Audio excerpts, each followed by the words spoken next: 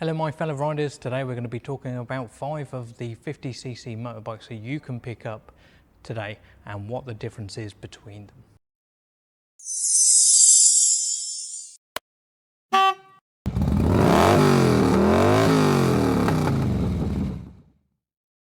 So on these videos we're going to do it on the bikes that I have access to. I'm not going to do a review on, say, the Aprilia or the Mash because they are unavailable to me. You can get the Aprilia, but I've never seen one, I've never ridden one, so it'd be unfair for me to do a review on a bike that I've never seen, so that's something that I won't do. So as you can see, we made a couple of little changes. We've got a green screen behind me, and this is just a tester just to see if it is a viable option. Now, I've never done it before, so give me a little bit of leeway on that one. So the first bike we're going to talk about is the Yamasaki YM50. Now this bike is a full-size racing bike. It goes 32 miles an hour restricted, it will do 45 miles an hour unrestricted.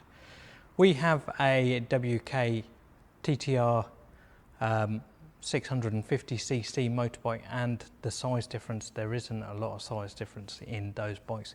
There is quite a bit of weight difference, but the size difference is negligible. So if you wanted to go down the full size, fully fed, racing looking bike for a good price, the price on these bikes are £1,699 for the white and blue, and the white and blue, the red and blue, and the black, and £18.99 for the Repsol version, which is limited edition. There is only ever going to be 100 of those in the country. This bike is very good for beginners. It is quite agile, and it does feel nice to ride. When it's got like the 125 version, is it pretty much the same sort of thing. It does feel a little bit nicer because it's got a little bit more weight to it. It feels like it handles the corners a little bit better. But in regards to all the bikes that I am going to talk to you about today, I would say this one is the best one for the handling, and arguably I would say it looks the nicest one too, or the most sporty, shall we say. The next one in the list is the Fosti F50. Now this is a naked bike. Again, it is a very big bike, and the seat height between the Yamasaki and the Fosti F50 are very, very close. So these would be good for anybody up to 6'5". If you're any taller than that, you've only got one option, and that would be the Bullit Hero 50. Now this is not a Bullit Hero, the Fosti F50 is a fuel injected 50cc bike. When they come into the country, they don't actually come restricted, and you'll be able to do 45 miles an hour straight away. Now this is good for, say, if you live in Scotland or anywhere with hilly areas, because quite often with these smaller capacity motorbikes, quite a lot of the torque comes in at a higher rev range, and most of them cut the revs to reduce the speed. This bike comes in at £1,399 on the road, and it is a very good bike for beginners. You are sitting upright. You can get a back rack for it, so you can in theory put a top box on it. And as I say, it is a very good bike for a beginner. The next one on my list is the Lexmoto Echo and the Lexmoto Echo Plus. The standard Echo comes with 10-inch wheels, and it comes in a 2.7 horsepower, I think. I'm not 100% sure, but it is somewhere close to that. Now the difference between the Echo and the Echo Plus is the Echo Plus comes with 12-inch wheels, and it has an extra 1 horsepower of power. Now in regards to top speed, the difference, you're not going to notice any difference, but when it comes to going up and down hills, in theory the Lexmoto Echo Plus should slow down less on the hills and therefore be a better ride. Now the Lexmoto standard one comes in at £1,199, and the Lexmoto Echo Plus comes in at £1,299 on the road. This would be a very good bike if you don't want to do gears. It has storage under the seat, enough for a large helmet, and it has the ability to take a top box. Now if you wanted to see some of my more in-depth videos go on to, there'll be a link up in the description so that you can see some of the more in-depth ways of doing it. The more in-depth version of these videos, this is just really a quick go through so that we can see which one's which. Now the next one on my list is the Lexmoto Aspire. Now sadly these bikes are going to be discontinued, they're not actually bringing them back into the country. Lexmoto are going electric on their 50cc, so they have an electric motorbike and they have 3 electric scooters. This is their choice. The Euro 5 is coming in at the beginning of next year, and quite a lot of the Chinese manufacturers are not making their 50cc motorbikes Euro 4. Now cheapbikesrus, because there is going to be a lull in the market, cheapbikesrus are going to be bringing in some more 50cc's to pick up that slack on the 50cc market. But anyway, we're going to go through a couple of things with the Lexmoto Aspire.